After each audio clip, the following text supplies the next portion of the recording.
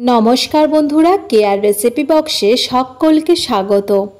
আজ আমি শেয়ার করব ডিম, দুধ আর পাউরুটির দারুণ একটা রেসিপি।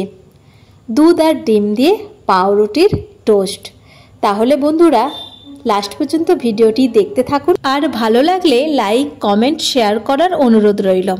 এখানে আমি 4 পিস ব্রাউন ব্রেড নিয়েছি, আর প্রত্যেকটা ব্রেডের 4 সাইডটা এইভাবে কেটে নেব, কেটে সমান করে নেব। 4টে ব্রেডই সমানভাবে কিন্তু কেটে নিতে হবে। এরপর একটা পাত্রের মধ্যে আমি একটা ডিম ফাটিয়ে নিয়ে নিলাম। এর সঙ্গে অ্যাড করে দেব 2 চামচের মতো চিনি।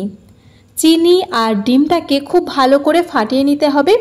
যতক্ষণ না চিনিটা গলে যাচ্ছে ঠিক ততক্ষণই ওটাকে ফাটাতে হবে।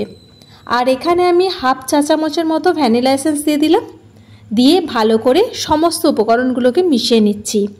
এরপর অ্যাড করে দেব 1/3 কাপ পরিমাণ দুধ।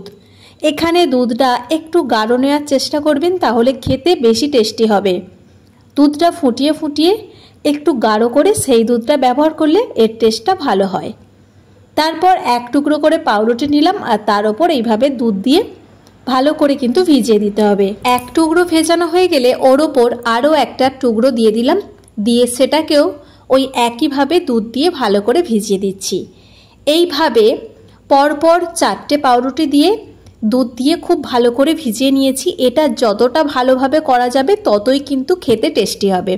আর 4 সাইডও খুব ভালো করে দুধে ভিজিয়ে নিতে হবে। এরপর কড়াইয়ের মধ্যে 1 চামচের মতো ঘি দিয়ে দিলাম। এখানে চাইলে বাটার দিলেও কিন্তু হবে। ঘিটা গরম হয়ে গেলে তার মধ্যে ওই পাউরুটিটা বসিয়ে দিলাম, আর বাকি যে প্লেটে দুধ ছিল সেটা ওই পাউরুটির ওপর দিয়ে দিলাম। এটা কিন্তু খুব সাবধানে করতে হবে, না হলে পাউরুটিটা ভেঙে যেতে পারে। আর এইভাবে আমি একটু হাত দিয়ে আর একটা চামচের সাহায্যে এইভাবে 4টে সাইডই কিন্তু সেঁকে নিতে হবে। পাউরুটির 4 সাইডই এইভাবে উল্টে পাল্টে খুব সুন্দরভাবে সেঁকে নিতে হবে, আর এটা খুব সাবধানে কিন্তু করতে হবে। এইভাবে খুব ভালো মতোভাবে আমি সেঁকে নিচ্ছি, আর দেখতেই পাচ্ছেন বন্ধুরা কীরকমভাবে এটাকে সেঁকে নিচ্ছি। একদমই আমার রেডি হয়ে গেল থকথকে পাউরুটির একটা দুর্দান্ত রেসিপি। এরপর ওপর থেকে আমি একটু ছড়িয়ে দিলাম মধু, দিয়ে সেটাকে ব্রাশ দিয়ে খুব ভালো করে 3-4টে সাইডই আমি লাগিয়ে নিলাম। ব্যাস একদম রেডি। এবারে এটাকে সার্ভ করব। এই রেসিপিটা বাচ্চারা তো দারুণ পছন্দ করে। এটা বাচ্চাদের টিফিনেও দিতে পারেন বা বাড়িতেও কিন্তু খেতে পারেন। দারুণ এক রেসিপি। তো আজকের আমার এই ভিডিওটি কেমন লাগলো তা অবশ্যই কমেন্টে জানাবেন। ভালো লাগলে লাইক, কমেন্ট, শেয়ার করে পাশে থাকার অনুরোধ রইল। আর বাচ্চাদের মন ভোলাতে এই রকম নিত্য নতুন রেসিপি ট্রাই করতেই পারেন।